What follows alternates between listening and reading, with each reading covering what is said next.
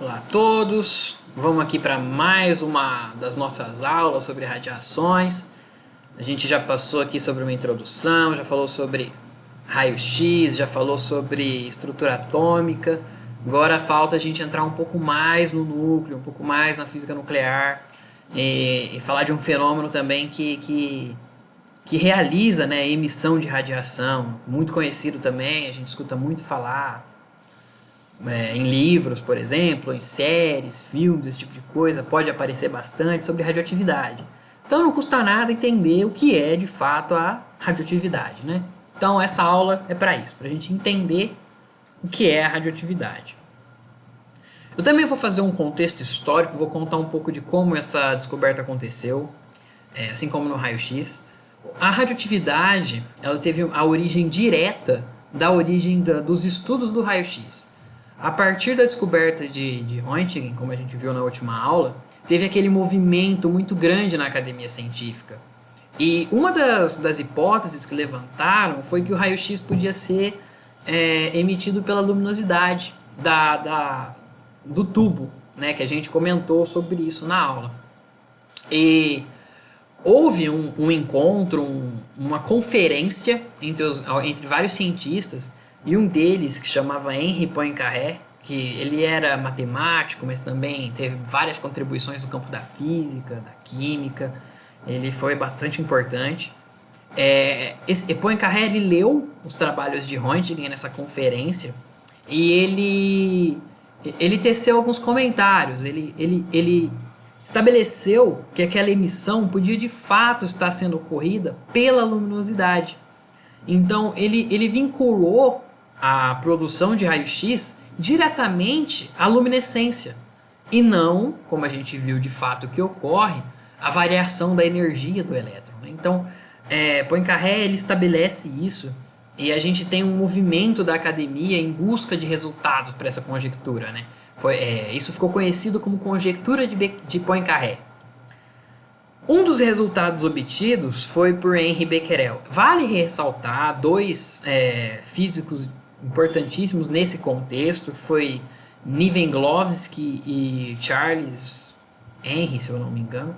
Eles positivaram essa conjectura, né? Eles falaram que de fato ocorria a emissão pela luminescência, sendo que hoje a gente sabe que isso não ocorre, né? A luminescência não causa a emissão do raio-x, e sim o choque do elétron com a superfície. E isso ficou muito marcado na época, né? Eles não conseguiam ainda ter total precisão de como ocorria, de como isso levava, um fenômeno levava ao outro. Isso foi palco de muita discussão. Até que então um físico, Henri Becquerel, ele vem de uma família que trabalhava com compostos de urânio, então ele já tinha um histórico propício para essa pesquisa que ele fez. O pai dele trabalhou bastante com sais de urânio, enfim. Becquerel, ele, para investigar se a estação luminosa causava essa emissão de raio-x, o que ele fez? Ele pegou uma amostra que ele tinha de urânio, de sal de urânio, que era luminescente, né? Ele podia excitar aquela amostra e tornar ela luminescente. Então ele deixou essa amostra no sol a fim de testar de fato isso, né? Porque a luminosidade ia infligir naquele urânio, aquele urânio ia luminescer, ia emitir e ele ia conseguir ver, né? Analisar se estava de fato sendo emitido ou não.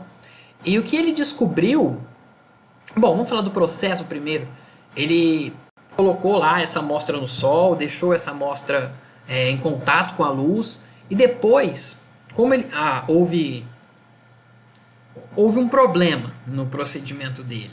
Ele não conseguiu deixar o tempo que ele gostaria na luz. Então, de fato, aquele experimento não houve excitação luminosa da forma como ele esperava. E ele guardou essa amostra em cima de uma chapa fotográfica numa gaveta para ser utilizada mais à frente.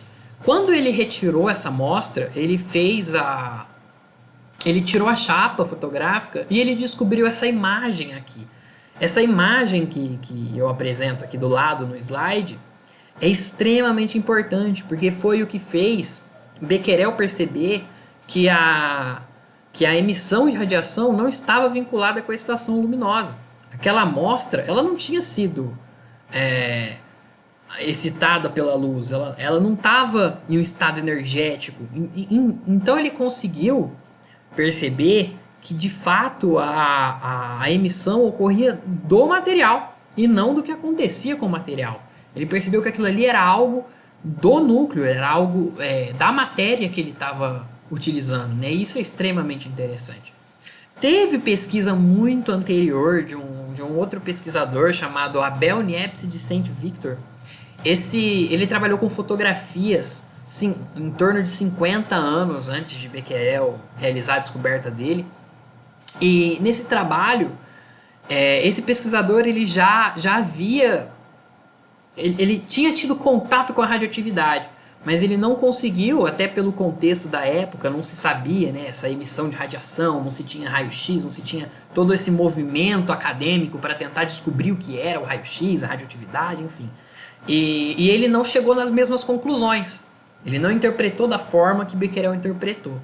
Também vale ressaltar, Becquerel fez um excelente trabalho, ele descobriu de fato, ele percebeu a radioatividade de alguns materiais, porém o trabalho dele não foi livre de críticas, diferente de Röntgen, por exemplo, que fez um trabalho experimental extremamente rigoroso. Becquerel ele apresentou algumas falhas que podem ser vistas como erros procedimentais mesmo. Ele errou em algumas medidas e isso pode ter ocasionado algumas confusões, diferente do que aconteceu no contexto do raio-x. Então isso é bastante interessante a gente olhar para ver como ocorreu esse desdobramento, né? Como descobriram um fenômeno físico, as indas e vindas que levaram a esse conhecimento. Então isso é bastante interessante, se tiverem interesse. Eu recomendo pesquisarem a respeito, porque é bem legal. Entrando na radioatividade, então vamos discutir aqui o que é radioatividade.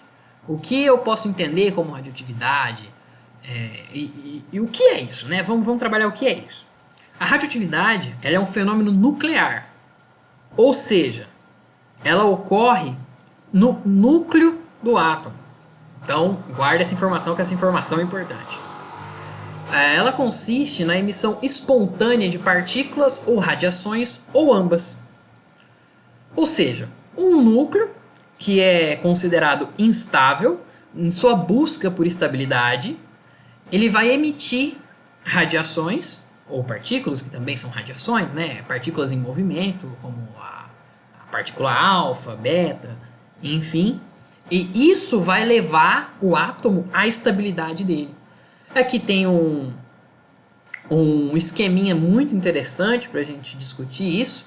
Aqui a gente tem um elemento 1, nesse azul claro e azul escuro, que ele é instável devido ao excesso de energia. A gente vai ver mais para frente também que a radioatividade ela costuma ocorrer em núcleos que são muito pesados, núcleos que têm muitos prótons e muitos nêutrons. Ocorre também em outros núcleos, existem núcleos instáveis que são leves. Porém, em átomos naturais, em elementos naturais, a gente percebe que é mais comum um elemento ser instável sendo muito pesado, tendo uma massa nuclear muito grande. Esse núcleo ele vai emitir partícula alfa, ou ele vai emitir radiação gama, ou ele vai emitir elétrons, que são as radiações ou partículas possíveis de ser emitidas no decaimento nuclear, na radioatividade. A gente vai ver também mais para frente que esse elétron ele pode ser tanto um elétron quanto um positron. O positron ele é a antipartícula do elétron. Então, enquanto o elétron ele tem uma massa bem definida e uma carga negativa, o positron ele vai ser o oposto, ele vai ter uma carga positiva. E na radioatividade pode também ocorrer emissão dessa carga positiva. Então, isso é bastante interessante. Após essas emissões, a gente percebe que o elemento 1 ele se transforma no elemento 2. O núcleo do elemento 1 ele vai virar o núcleo de um outro elemento. Então vai ocorrer ali o que a gente chama de transmutação natural, Então, naturalmente, um núcleo se transforma em outra coisa, emitindo energia ou partículas. Então, esse é um fenômeno extremamente essencial para várias aplicações na física quântica, física moderna. Então, é bastante interessante a gente entender. E não é um fenômeno complicado. Então, seguindo, vale a gente destacar o que são elementos químicos e nuclídeos. Um elemento químico, ou elemento só, é uma substância que não pode ser decomposta por uma reação química. Ela é caracterizada pelo número de prótons, que, como a gente viu na primeira aula, é chamada de número atômico, que é representada por esse número Z.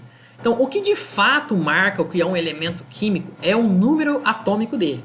Tá? A quantidade de prótons que existe em um núcleo vai definir qual elemento é aquele. E é bastante interessante a gente destacar que ele não pode, isso que é bem interessante, que ele não pode ser decomposto por uma reação química. Então, de fato, ali é necessário para que esse núcleo se modifique que ocorra uma reação nuclear. Ele é um elemento bem definido. Já os nuclídeos, eles são caracterizados, além do número atômico, a quantidade de prótons é também essencial nos nuclídeos, mas no nuclídeo abre mais uma questão, que é o número de massa. Então, se eu levo em consideração tanto o número atômico quanto o número de massa, então eu também estou levando em consideração o número de nêutrons. Então, os nuclídeos são elementos que possuem também o seu número de nêutrons representado. E aqui eu coloquei a maneira como isso é representado, como isso aparece. Esse aqui é o esquema, né? Aqui no X a gente coloca o símbolo do elemento, no Z o número atômico e no A o número de massa. Ou pode ser representado apenas pelo símbolo do elemento com o número de massa aqui em cima. O número atômico, veja, ele já está representado pelo símbolo do elemento. Porque se eu tenho ali um oxigênio, um hidrogênio ou outro elemento qualquer, por exemplo, da tabela periódica, eu já sei o número de prótons dele, porque isso é o que demarca qual elemento é. Então eu posso representar o meu nuclídeo apenas pelo número de massa, porque isso é uma coisa que varia. E também pode ser representado da forma como você colocar o símbolo do seu elemento, tracinho, o número de massa. E aqui tem alguns exemplos. O carbono 14, por exemplo, pode ser representado com a letra C, o número atômico e o número de massa, ou apenas o número de massa, ou o C14 também, né? Bastante conhecido. Aqui tem o cobalto, que também pode ser representado das três formas, o cobalto 60. E a gente também tem o césio 137, que aqui não é C, tá? É CS. Pronto. E ele pode ser representado também dessa maneira.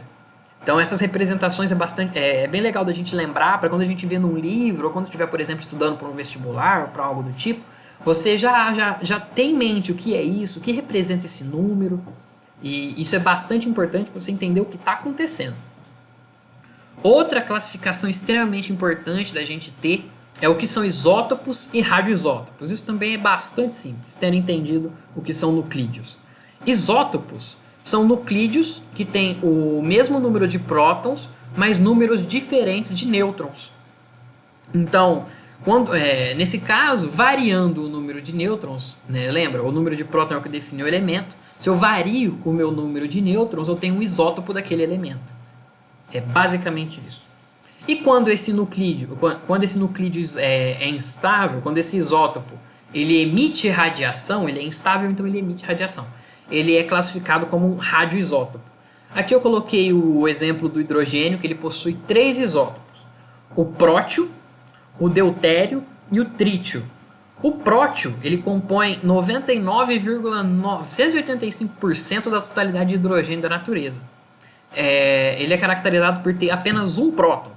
Aqui a gente vê que a maioria do hidrogênio que está na natureza, ele é prótio. Ele é o hidrogênio com apenas um próton.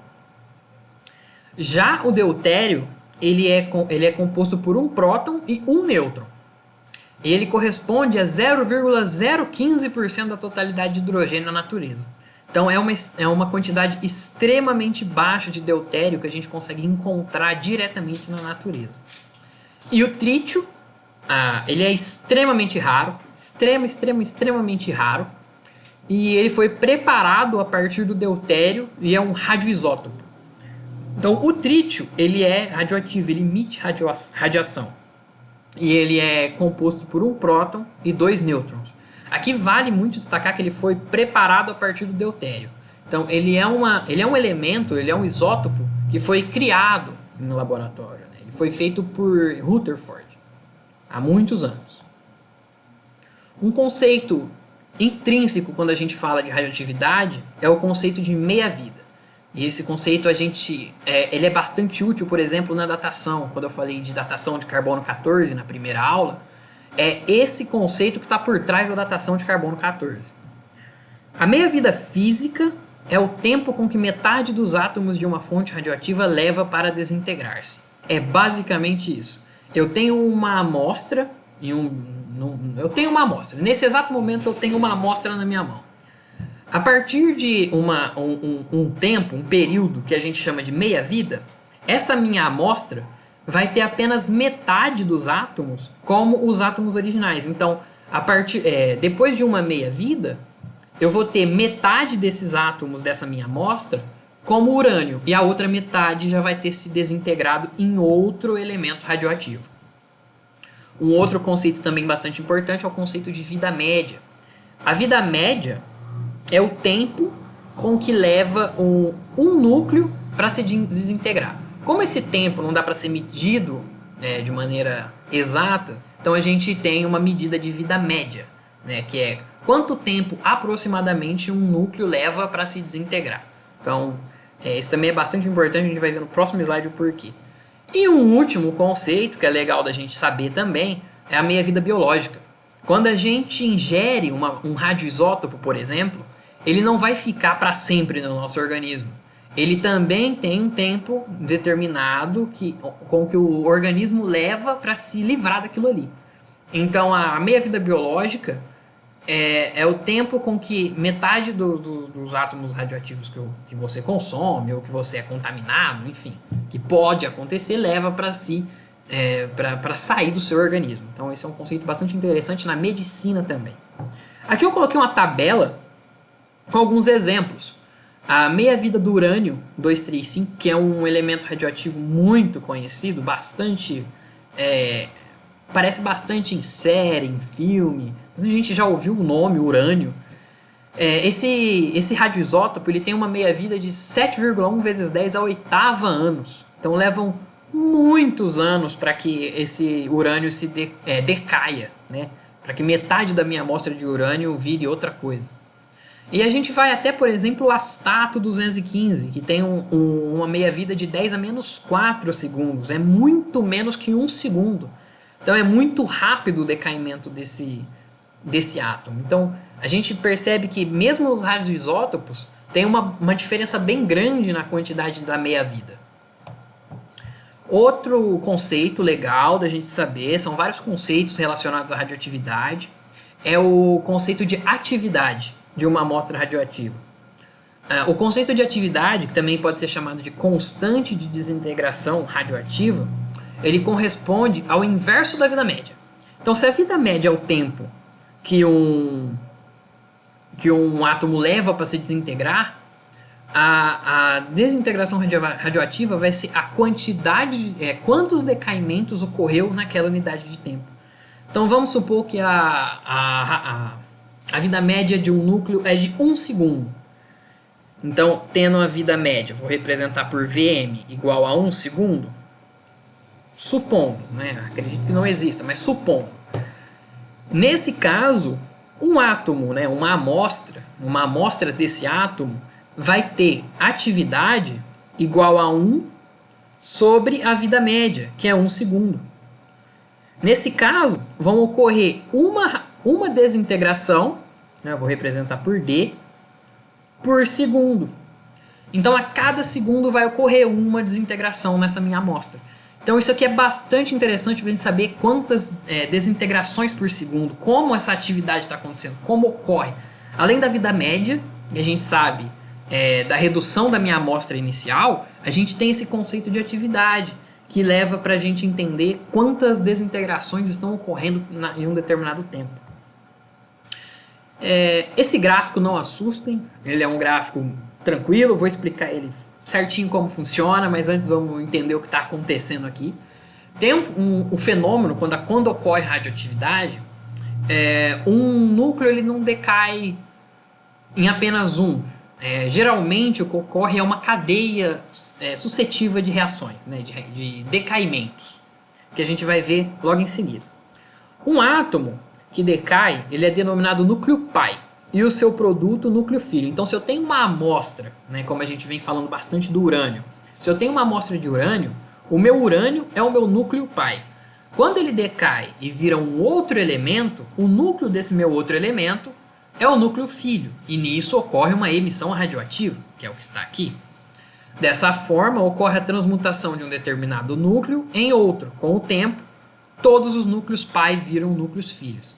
Aqui a gente tem um gráfico que demonstra como isso acontece. É um gráfico bastante simples, vem comigo que vocês vão entender. De um lado, a gente tem o decaimento do núcleo pai. O decaimento do núcleo pai está marcado por essa curva mais escura. A curva tracejada, a curva contínua, a curva tracejada, ela marca o crescimento do núcleo filho. No começo, então aqui eu tenho aquela minha amostra de urânio, que que eu estou usando de exemplo. Eu tenho a minha amostra é urânio. Então isso corresponde a 1, que a gente pode falar como se fosse 100% da minha amostra. É urânio. Com o passar do tempo, conforme os núcleos vão decaindo, a gente vai tendo uma passagem do que era núcleo pai, do que era urânio, para o que é o produto dessa radioatividade, dessa emissão. Então, conforme um diminui, o outro aumenta de maneira proporcional, sendo que eu sempre vou ter a mesma quantidade de núcleo, né? A matéria não se cria e não se destrói, ela está ali, ela só está se transformando em outra matéria, em outro núcleo, está se transmutando, que é uma palavra bastante utilizada. E a partir de um determinado tempo, depois que já tenha passado muitas meias-vidas, a minha amostra não vai mais conter urânio e vai conter apenas o produto da radioatividade do urânio. Isso é bastante legal da gente entender e ver como funciona. Nos decaimentos sucessivos, quando o núcleo filho também é radioativo, ocorrem decaimentos sucessivos. Ou seja, o produto de uma amostra radioativa também será radioativo. Então, se eu tenho aquele núcleo instável, que ele emite radiação, e ele dá origem a outro núcleo instável, ele ainda não é estável, esse outro núcleo também vai decair e vai virar um outro núcleo, e nisso vai dando origem a uma geração de núcleos. Então a gente vai ter o núcleo pai, em seguida vai ter o núcleo filho, em seguida vai ter o núcleo neto, até chegar no núcleo estável, onde não ocorre mais emissão radioativa.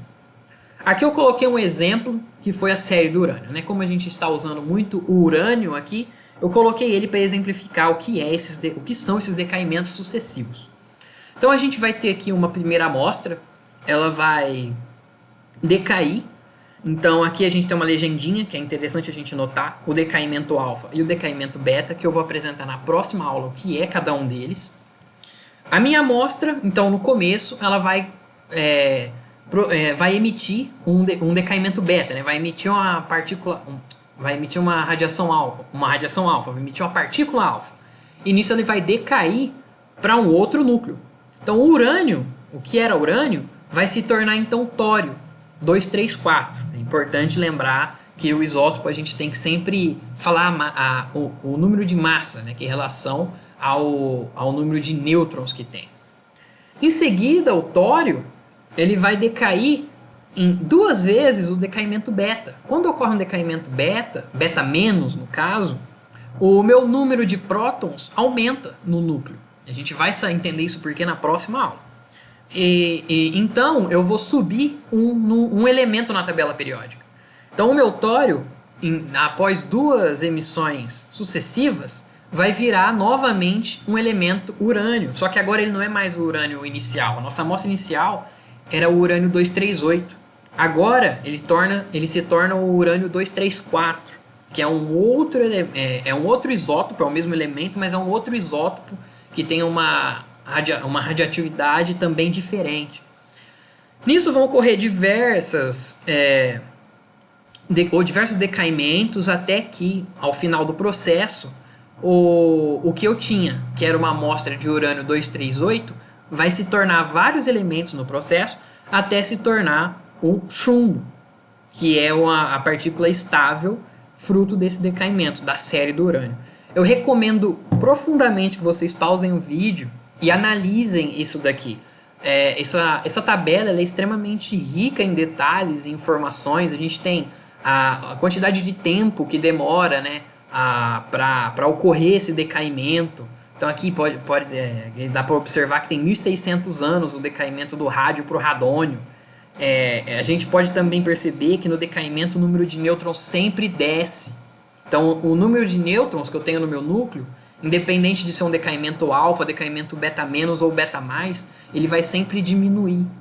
Então eu recomendo bastante que vocês pausem e analisem cada detalhe dessa tabela. Se alguém percebeu alguma coisa que eu não falei, por exemplo, pode colocar